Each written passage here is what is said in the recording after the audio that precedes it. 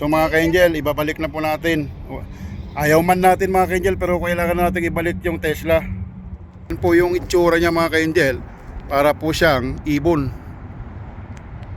So angel, nalulungkot man ako, pero kailangan ko na po siyang ibalik. Dahil hiniram lang po natin ang Tesla na ito. So yun po mga ka-angel ang video natin, at papaalam na po tayo sa Tesla at kailangan na po nating ibalik. So yun po yung aking video ngayon mga ka-angel. Salamat po sa panonood. Yan po yung Model X na Tesla. So mga ka-angel, sayaw na po natin o hindi, balik na po natin. Dahil oras na po, time na po natin. So ayan po yung Model X na Tesla. So ayan po yung mga item nila. Po siyang pagpipilian dyan. So ayan po, Tesla Calgary. Tawa ka ngayon, no?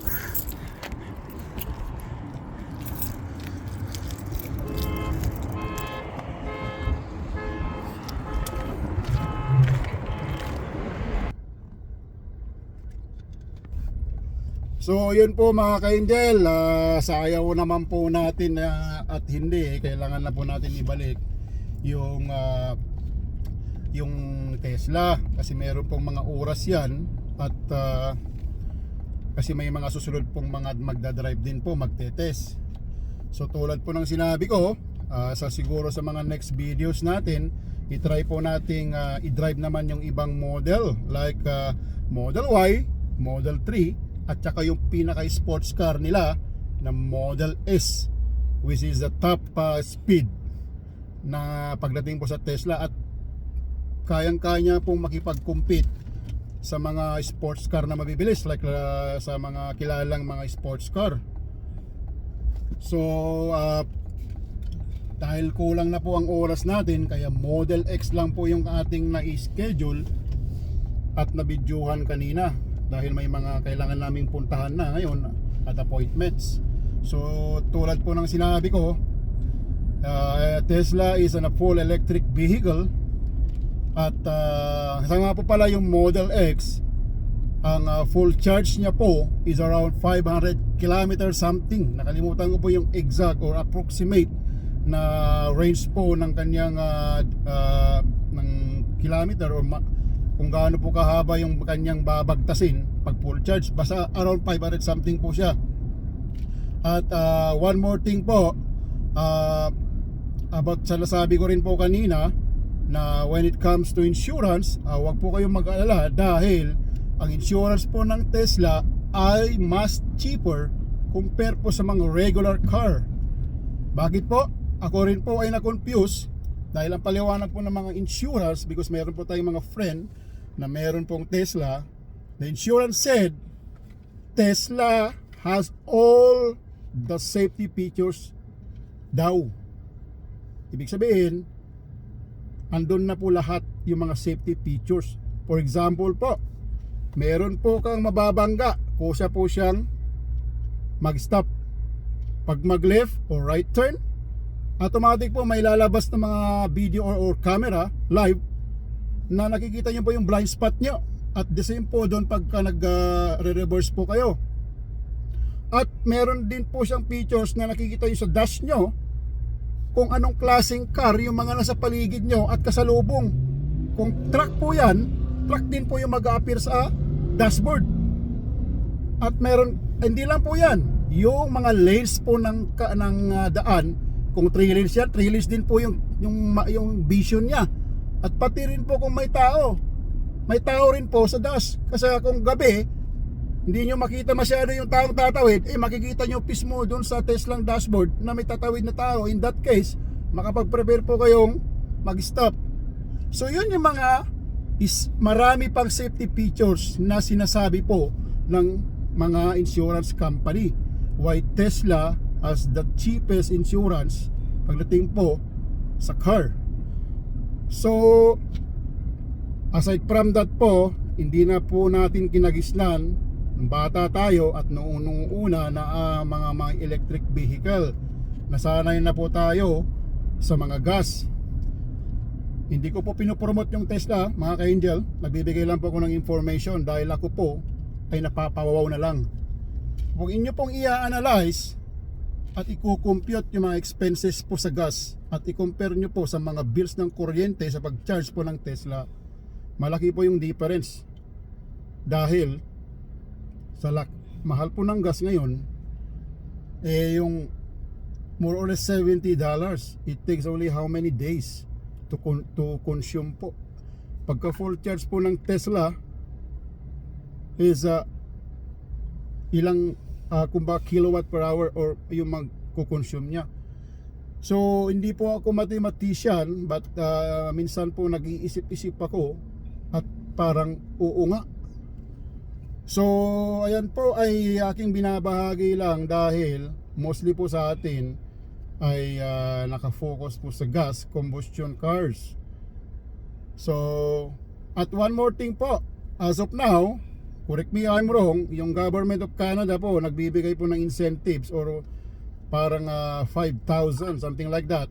Kung bumili ka po ng electric is ibabawas po yung 5,000. Correct me if I'm wrong po sa amount. Kung let's say yung Tesla is around 60 minus 5,000, then 55,000 na lang po yung presyo niya. So you can either po order online through apps ng Tesla or pumunta po yung mismo sa dealer ng Tesla anywhere po yan sa Canada at sabihin nyo lang po na mag-order kayo, either e-cash, finance, at meron din po silang lease. So like regular car dealer. So ang advice po sa akin nung nakausap po natin doon, mas maganda po talaga na kung gusto niyo pong mag-order, pumunta po kayo mismo doon dahil mas maasikaso kayo at kung may mga questions po kayo ay nasasagot nila, unlike po pag sa apps na i-click, next mo lang po yan, wala na pong question. So yun po, mas maganda po kung pumunta po kayo mismo doon sa dealer. So Tesla, marami na po yung mga dealer yan sa mga major cities ng Canada, especially sa Ontario, BC. Sa Saskatchewan po yata, meron sa Saskatoon. I don't know sa Regina pag meron na. At of course Winnipeg, meron na rin po yung mga yan. So you can Google it po kung gusto niyo pong mag-grow at try. For free naman po yan, walang bayad kung gusto niyo pong mag-drive ng Tesla. So you can do it through online, through their apps.